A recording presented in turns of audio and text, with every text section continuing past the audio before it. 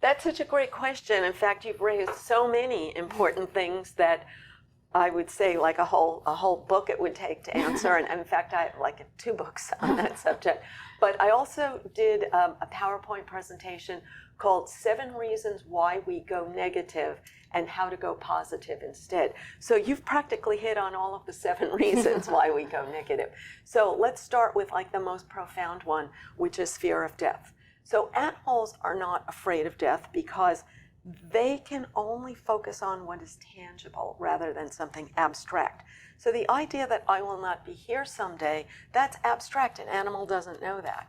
So you don't really, when you're a child, your cortex isn't finished building, so you don't think about the future. But once you reach young adulthood, many people can even remember like that day when you realized, wow, I'm going to die. Everybody I know is going to die. Like that's a big thing. Yeah. And then when someone close to you dies, many people have that, like, it doesn't feel real until they deal with it in the concrete, because animal brain, animal emotions are very much in the concrete. So the way we deal, we are all struggling all the time to deal with this.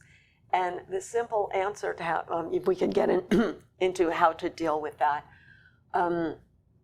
So the simplistic answer is distraction. Just think of something else. And that's why you pointed out that as soon as we don't have a distraction, that's why our brain goes to something bad, which is why everyone listening can instantly think of what are your distractors that you use to not think about something bad. And it's not a terrible thing. We all need to use distraction as one element in our mental health. A good example would be at the end of the day when I'm exhausted, I don't have the energy to reach more goals and stimulate more dopamine. So as I try to wind down, then it's so easy to flow into the negative. So that's why we need distraction, especially late at night.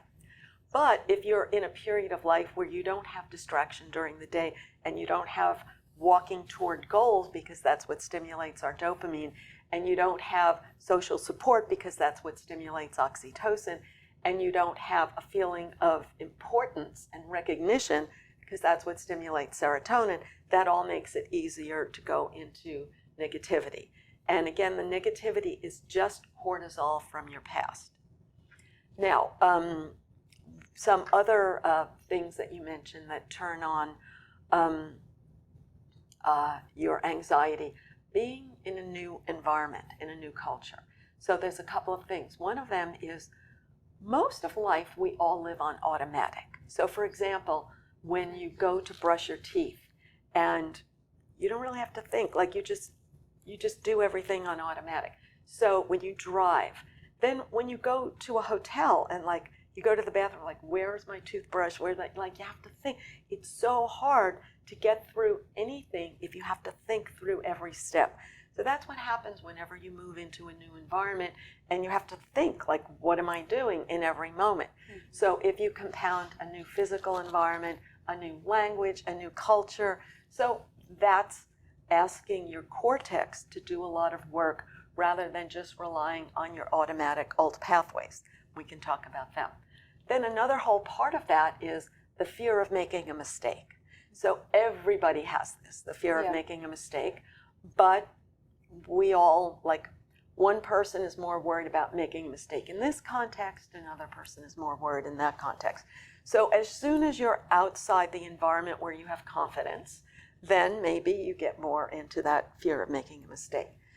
Now then there's the whole thing about a cortisol spiral, which is once you have cortisol, once you have a bad feeling, what does a gazelle do when it smells a lion? It doesn't just run, because if you just run, then you might run toward the lion. So the first thing you do, you freeze and you gather information. But when you gather information, you're only looking for bad things.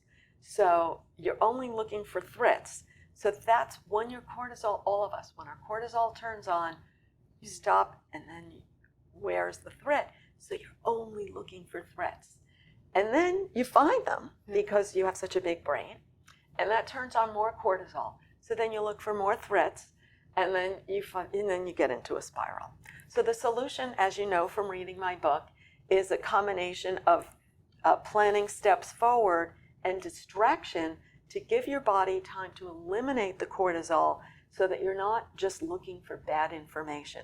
Because anytime you have either a distraction or a step forward, if you have total negative feelings about that, then you're never going to move on and you'll be in a spiral. So that's why you need distraction also.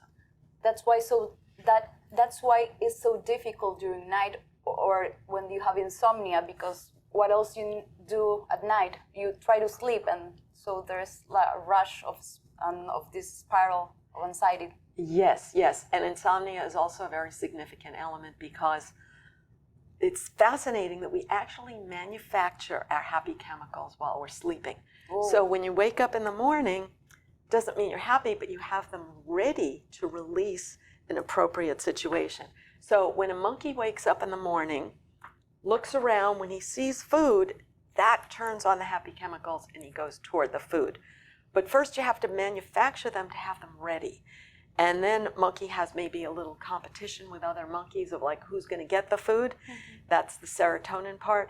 But if you don't manufacture it at night, then you have less of it. That makes a lot of sense, and that's why I felt so bad when I didn't sleep, and why people feel grumpy when they don't sleep, right? Exactly.